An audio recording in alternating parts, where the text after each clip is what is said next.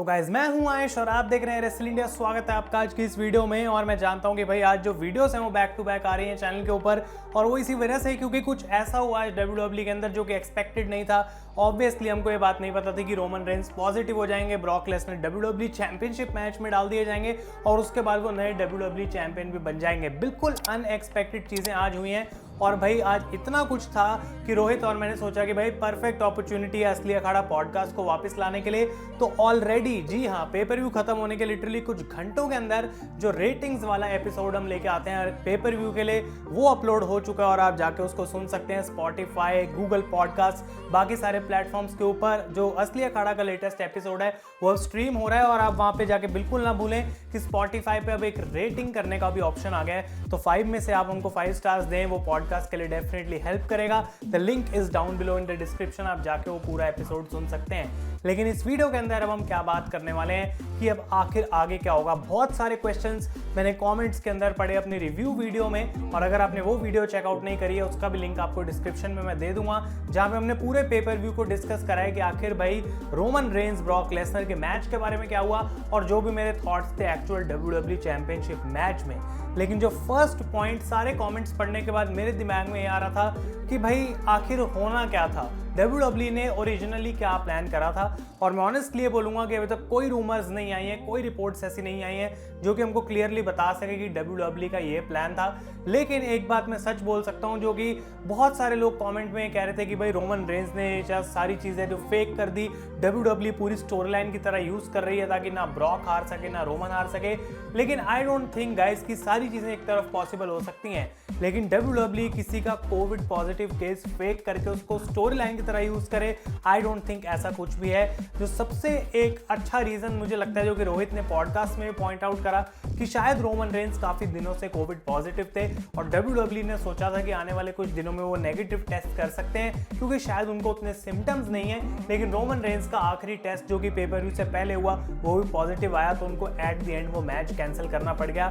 तो I don't think कि Roman Reigns की कंडीशन पहली बात कुछ ज्यादा मुश्किल है या फिर किसी वो सीवियर प्रॉब्लम के अंदर है, तो वो आई थिंक एक अच्छी बात है। और क्लियरली उन्होंने अपनी ट्वीट में भी ये लिखा था कि मैं जल्दी वापस आऊंगा, as soon as possible I will return to the action. तो अगर आप लोग सोच रहे हैं कि रोमन रेंस अपना टाइटल रिलिंक्विश कर देंगे, अब यूनिवर्सल चैंपियनशिप के ऊपर खतरा आ जाएगा, स्मैकडाउन पे रोमन हमें बहुत देर तक देखने को नहीं मिलेंगे, तो ये चीजें बिल्कुल भी ट्रू नहीं है। सेथ रॉलिंस ने क्रिसमस पे ट्वीट करा था कि वो कोविड पॉजिटिव है और आज एक हफ्ते बाद वो जो है लड़ भी रहे थे, एक प्रॉपर मैच उन्होंने किया in the day 1 pay per view. तो हम जानते हैं कि इस चीज से रिकवर करना कोई बहुत ज्यादा टाइम कंज्यूमिंग नहीं है और होपफुली गाइस रोमन रेंस जो हैं वो अगली हफ्ते नहीं तो उससे अगले हफ्ते वाली स्मैकडाउन में डेफिनेटली वापस हमें देखने को मिलेंगे। इसके बाद हम बात करते हैं ब्रॉक लेसनर के बारे में। अब WWE चैंपियन तो उनको बना दिया गया, ओरिजिनल प्लान वो बिल्कुल भी नहीं था, लेकिन मेरे हिसाब से ये एक परफेक्ट डिसीजन था, राइट डिसीजन था। उस मोमेंट में WWE ब्रॉक लेसनर के साथ और क्या कर सकती थी। अगर वो मैच को कैंसिल करते तो उनके हाथ में और कुछ भी नहीं था। उनको आगे नहीं पता कि रोमन की कंडीशन कैसी रहेगी, उनको नहीं पता कि ब्रॉक लेसनर के साथ हम क्या करें।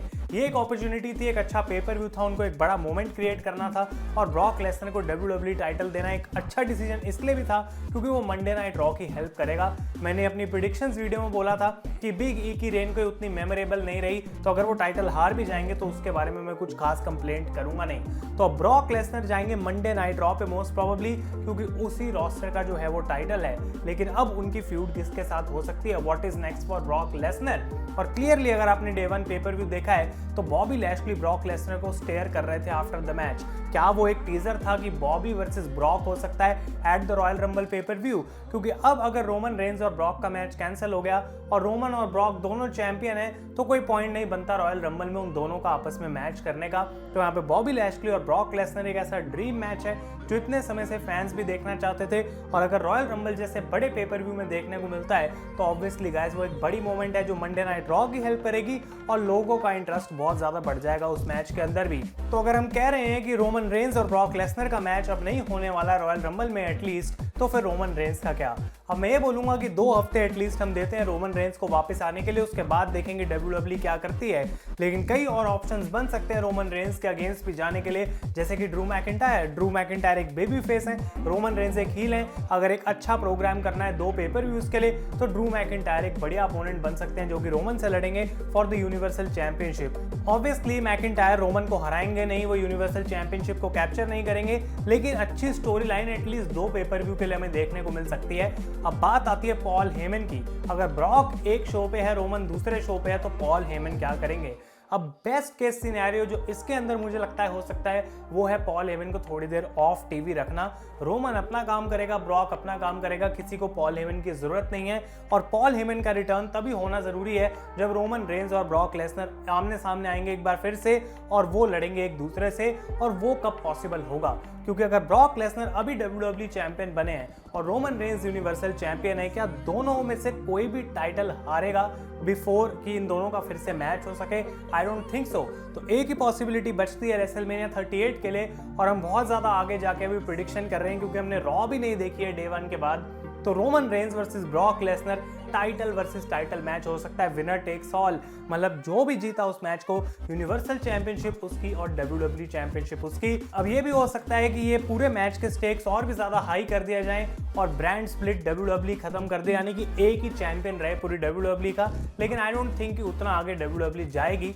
अगर मैं ऑनेस्टली बताऊं कि अगर टाइटल वर्सेस टाइटल मैच होता है रोमन और ब्रॉक का रेसलमेनिया 38 के अंदर, तो हमें रास्ते में Brock Lesnar versus Bobby Lashley का एक ड्रीम मैच देखने को मिल गया। May be Roman Reigns versus Seth Rollins तो अब नहीं होगा, लेकिन Roman Reigns versus Drew McIntyre SmackDown पे जरूर करा जा सकता है। लेकिन जो क्वेश्चन मार्क इस पूरी चीज के बाद आता है वो ये कि बीच में बैठा है रॉयल रंबल पेपर व्यू।